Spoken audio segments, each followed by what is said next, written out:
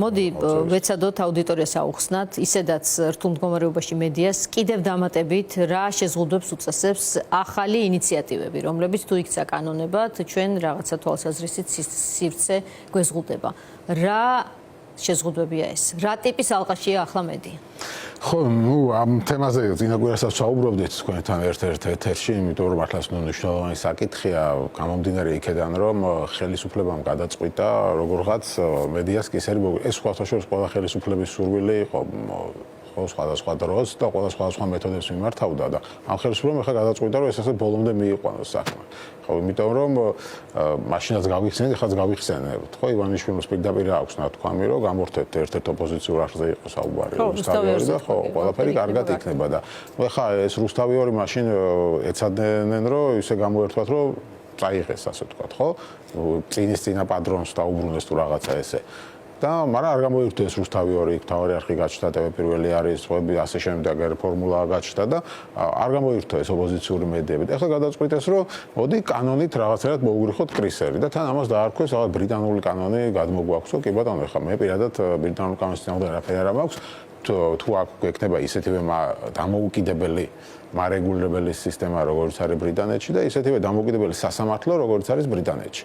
შესაბამისად, ანუ ესენი ესე თქვა ეშმაკობას მიმართავენ, ხო, ხა ამერიკული ფარა უნდა გადმოვიტანოთო, ხო, დაახლოებით როგორც ის კანონი იყო ამერიკული და სინამდვილეში რუსული აღმოჩნდა რომ ის არ იყო ფარა. კონგრუებოდნენ რომ ფარაო, ახლა გვეუბნებიან რომ ეს არის ამერიკული კანონი და ეხლა აღმოჩნდა გვეუბნებიან რომ არ არის ამერიკული კი არისო, ეხლა იქნება ამერიკული, ეხლა იქნება ამერიკულიო. ამ ბრიტანულ კანონსაც როგორ გადმოიტანენ და რა სახით ნახოთ საბოლოო ჯამში რა ვერსიას მიიღებენ და როგორ რას გააკეთებენ. თუმცა ის რასაც უკვე ხედავთ რაც არის. რასაც ხო უკვე ხედავთ, აქ მთავარი პრობლემა კიდევ ერთხელ ვიმეორებ, არც ობიექტურობისკენ მოწოდებაშია და არც არაფერში. აქ მთავარი პრობლემა არის, ვინ უნდა გადაწყვიტოს ეს.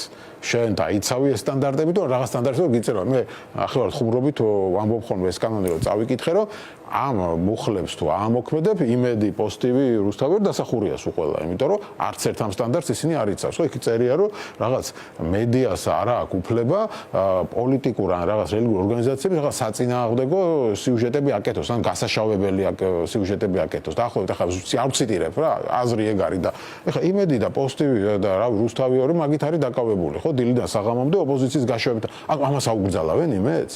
ამის გჯერა?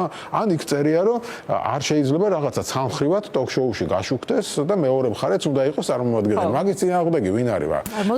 ხო, თქვენთან არ მოდიან და ეხლა თქვენ მარტივად იპოვით და გამოსავალს იტყვით რომ დავრეკეთ და არ მოვიდნენ და იმედი არ ურეკავს და არც ეპატიჟება და რას იზამენ? ან ოპოზიციას დააბრუნებენ იმედის ეთერში? თუ მარტო იმას მიიწევენ, რა ქვია, ხალხის ძალას დღეს გენიალური რაღაცა თქვა ამ კანონის განხილვის დროს, ეს უნდა წავიკითხო ციტატა, არ ვიცი, მე მგონი ისა, რა ქვია, საქართველოში აი ჭეშმარიტ დემოკრატია დამყარდა, ხო?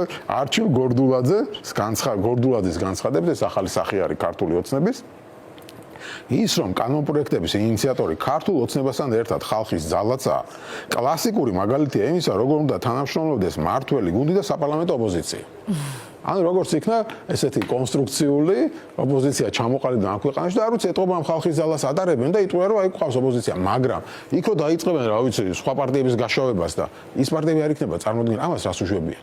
არ ვიცი მე რა აქვს საბოლოო ჯამში ჩაფიქრებული, მე ერთ-ერთ ვარაუდობ რომ უბრალოდ კანონს მიიღებენ რაღაც სტანდარტებით, რომელიც მე ეს სტანდარტები გავრცელებდა მარტო ჩვენზე და იმაზე არ გავრცელდება. არ გავრცელდება მარტივად, როცა ჩვენ გვიჩივლებენ ამას განიხილავს ეს კომუნიკაციების კომისია და იტყვის რომ თქვენ პლანი ხართ და იმედს თუ უჩივლებ ადგება და ან არ განიხილავს ან გაამართლებს. გამართლებს როგორც სასამართლოშია ხო, მე წახვიდა უნდა მურუსიძესთან, ანუ აქეთ ბექაური განგჭეს, იქეთ მურუსიძე განგჭდა, ისინი გადაწყვეტენ შენ დაიცავი ოქტომბერში თუ არ დაიცავი და აი ასეთ სიტუაციაში მარტივად რომ თქვა შევაჯამოთ, ხო?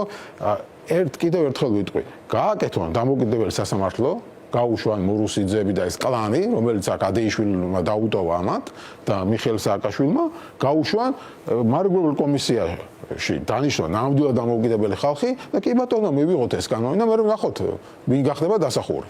ხომ არსებობს თან ჩვენს აუდიტორებს რომ უთხრათ კიდევ ერთხელ ვინც არის ის ჟურნალისტური ეთიკის ხარტია, რომელსაც აქვს თავისი პრინციპები და რომელიც არის თვითრეგულირების მექანიზმი, სადაც შეუძლია ნებისმიერ მოქალაქეს მიმართოს და ჟურნალისტმა მიიღოს ან საყვედური ან ხო, მე ჩვენ იმას არ ვამბობთ, ნამდვილად ჩვენ შეცდომები არ მოგვდის. რა თქმა უნდა, ამის მეტი რა არის. მედია რაღაც სტანდარტებს არ არღვევს კი ბატონო, ეხლა ყველგან ხდება და ეს არის ხელოვნური მექანიზმი კონტროლისთვის და ეს არის როგორც ჩვენ თქვი, როგორც მაკაჩიხლაძეს უპირებდა ის ტიტუშკა ხელისუფლების ტიტუშკა მართლა კისრის მოტეხვას და რა ვიცი, მისი ხელიდან მაკამ მკვდარია, ხო?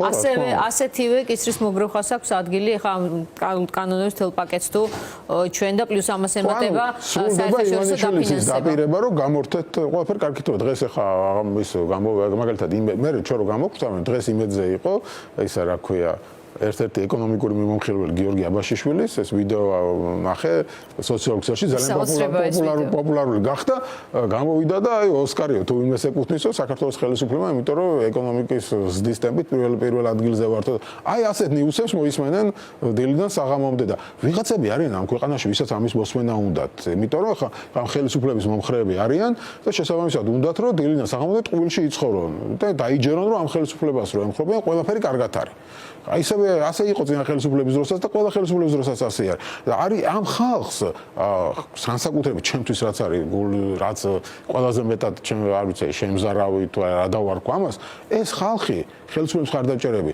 სულ ყველა რო დახურონ ეს ოპოზიციური მედია, კრიტიკული მედია, დამოუკიდებელი მედია, როგორც ვინ როგორ პოზიციონირებს, სულ ყველა რო დახურონ გაუხარდებათ. ბედნიერები იქნებიან.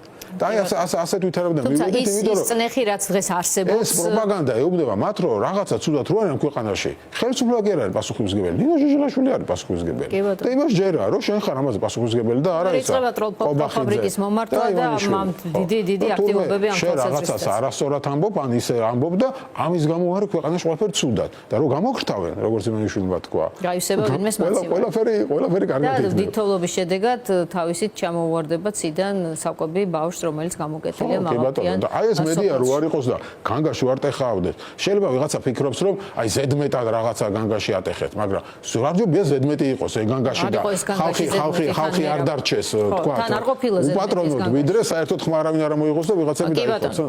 მადლობა.